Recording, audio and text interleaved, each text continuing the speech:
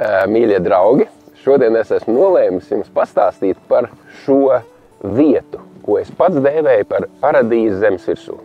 Viņas nosaukums ir Kūļi, un viņai ir daudz kas interesants. Un kas ir interesants, to jūs redzēsiet.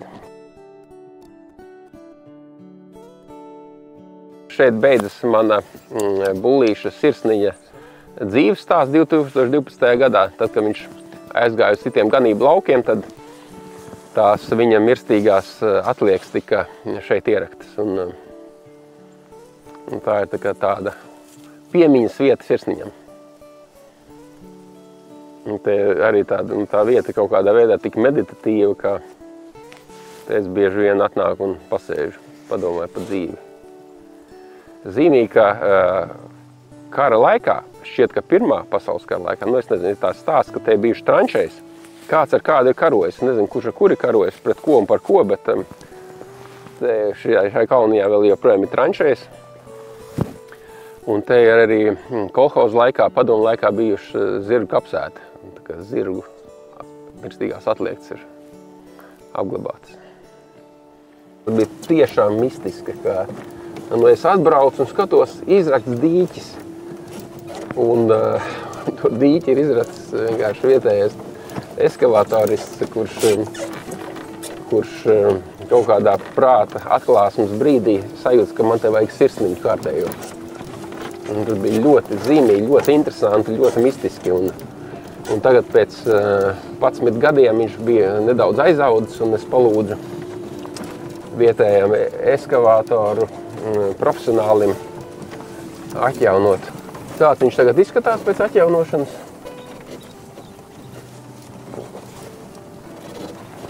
Šis ir sirsniņdīķis, un kā jūs redzējāt, šajā teritorijā bija ļoti daudz akmeņu. Un tos akmeņus bijām savākuši un vienkārši ceļa malā salikuši tādās čupās. Un es laiks stājās ar to čupu, es domāju, kaut kā necienīgi par tiem akmeņiem. Un tad vienā brīdī man atnāca skaidrība, ka viņi ir jāapvieno vienotā egregoriņā, tādā simbolā, lai viņi var vienoti strādāt kaut kādā vienotā virzienā par labu šīs zemītei. Un es domāju, ka tas labākais simbols būs sirds. Tagad mēs esam pie mīlestības sirds simbola. Tas process bija 2 gadu garumā. Tas nav tā, ka sabērt akmeņus. Viņi tika apakšā likt lielie akmeņi, augšā mazāk akmeņi. Un tā kā viņi sākās zemes līmenī, kad viņi ir kaut kāda 2,5 gan vai 3 metru augstumā. Un tur ir tāda simboliska nozīme, ka tas, kas ir pa vidu, to tautā sauc par dzīvības ziedu. Un tā vēsturiski mūsu pasaulē pirmās liecības par dzīvības ziedu simbolu ir Eģiptes piramīdās, Eģiptes objektos, neteiksim piramīdās, Eģiptes tempļos. Un man tas dzīvības zieds simbolizē manu pasauli, jeb mūsu pasauli.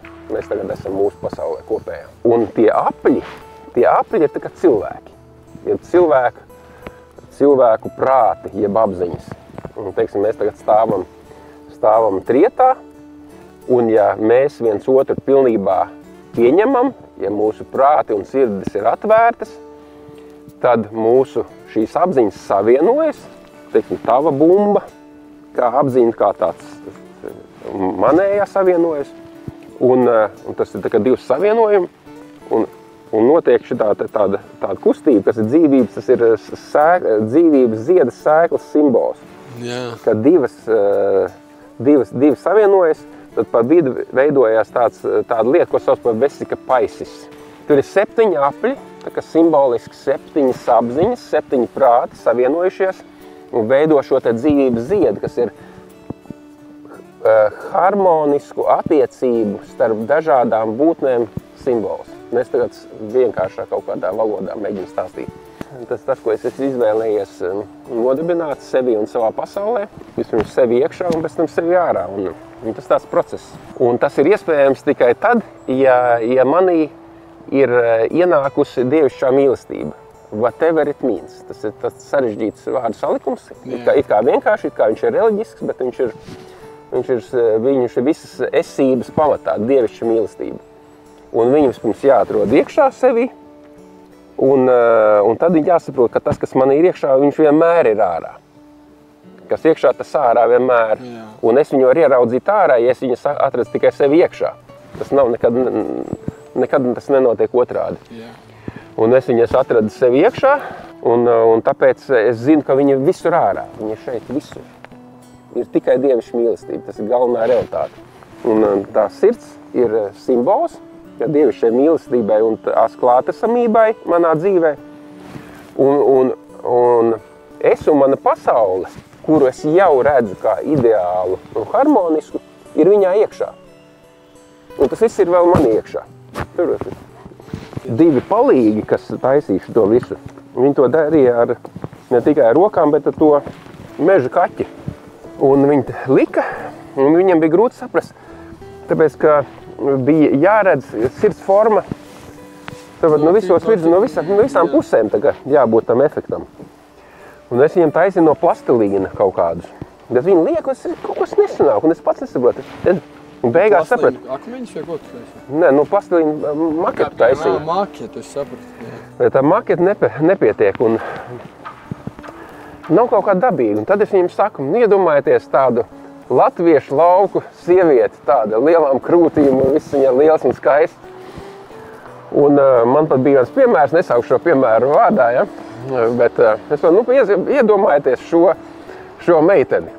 Un viņas tām formām jābūt atainotam šeit. Viņa saka, Dauman, es saprotu. Sāksim skatīties, kam te varētu kas līdzināt. Jā, un tā kā šīs formas ir ņemtas no dabas, simboliskā nozīmē, un tāpēc viņas ir tiešām mīlestības simbols.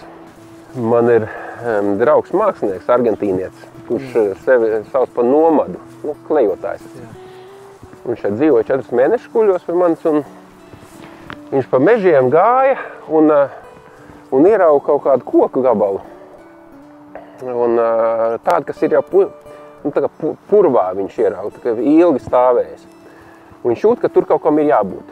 Un viņš ņem ārā un viņš attīra to sapujušo daļu.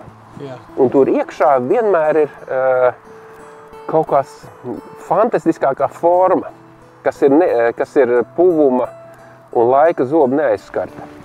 Un tas rezultāts arī mākslas darbs. Bet tā pati ideja ir fantastiska. Iedomājies, tu no ārpuses izskaties sabojājies. Koks. Tu paņem nost lieko, un iekšā ir tas tīradnis, tas dzidravots. Un tas attiecās uz visu, tas attiecās sevi uz tām attiecībām. Kā nonākt pie šīm attiecībām, ko es teicu, tām ideālajām, harmoniskajām, tā pilnīgi pieņemšana un tā tālāk, ka mēs vibrējam vienā frekvencē. Visi vibrē kaut kādā super FM, truper vibrācijā. Jā. Noņemot lieko. Nozīmē ļaut vienam otrā ieraudzīt to patieso būtību. Kā to izdarīt, tev laiks rādīs, bet viss sākās ar pirmo soli tajā virzienā. Pirmais solis man ir tāds, no akmeņiem. Kā mākam tā maujam. Grandiozi.